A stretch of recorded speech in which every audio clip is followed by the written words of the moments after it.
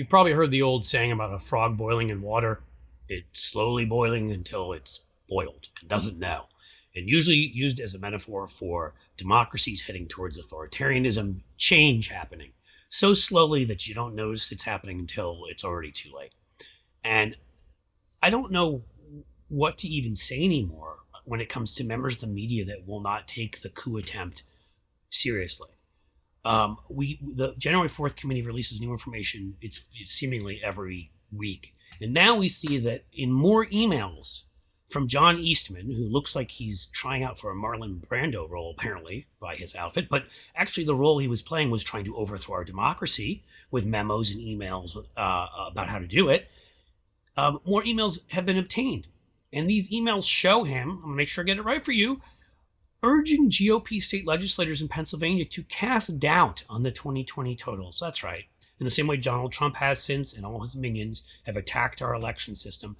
They wanted to cast doubt on it to create cover to certify a slate of presidential electors for Trump. Essentially lie, claim that these votes were not counted properly and that they were from, Democrats who were dead, or 247,000 mules, or whatever Dinesh D'Souza's stupid film is, but in the end, the plot was all the same.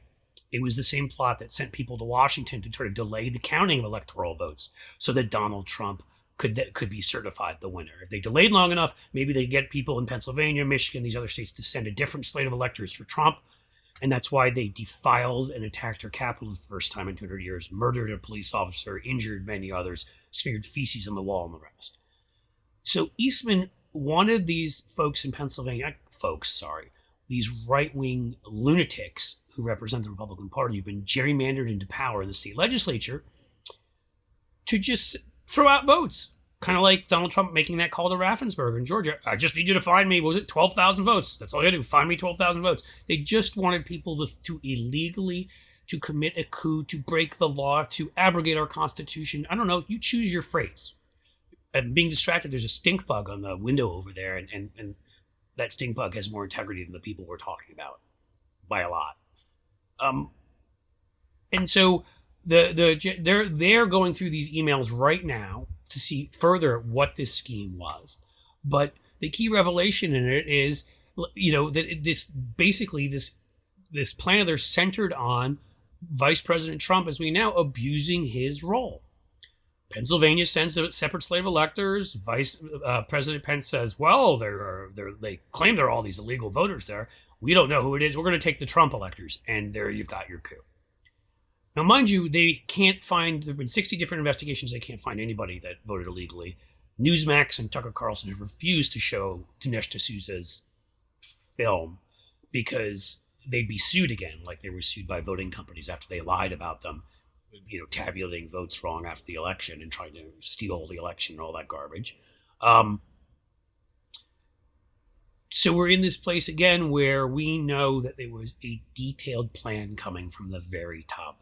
This was in emails from Eastman working with Trump, all of them working together in the Willard Hotel, their war room to commit war against our democracy, an act of aggression against freedom.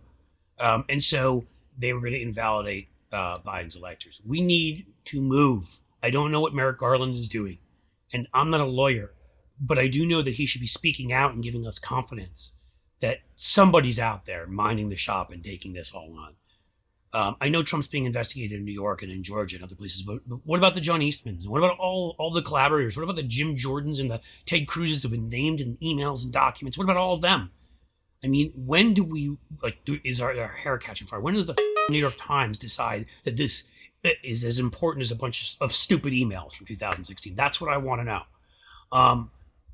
If you need more information, Eastman advised a Pennsylvania legislator to use a complex formula based on treating mail-in ballots as illegitimate. Again, this is why they attack the mail-in ballots constantly. Something that's been used in numerous Republican states, like Utah uses them.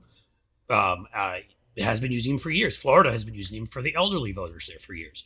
They weren't a problem until they were a way for Democrats to vote. Here's what Eastman wrote. Then, having done that math, you'd be left with a significant Trump lead that would bolster the argument for the legislature adopting a slate of Trump electors, perfectly within your authority to do anyway, but now bolstered by the untainted popular vote. Yeah, untainted. It'd be untainted because they tainted it. They'd claim it was untainted because they're a bunch of taints. And they would throw people's votes out. Mind you, the only examples we've found of illegal voting, and they're few, are the governor of Virginia, Glenn Youngkin's son, trying to vote twice. What's happened to him, by the way? Is he in prison? He tried to illegally vote twice. We found that Mark Meadows used an address he didn't live at. He voted illegally. What's going on with him? Are we throwing him in prison? Nobody knows where Josh Hawley lives. I mean, I think he votes in Missouri, but he lives in Virginia. Where does he spend a day a month in Missouri? I mean, this is insane. And I don't know how to get across to people how insane this is. I hope the January 4th committee steps up. God, I hope Merrick Garland steps up. This is our democracy. It's online, people.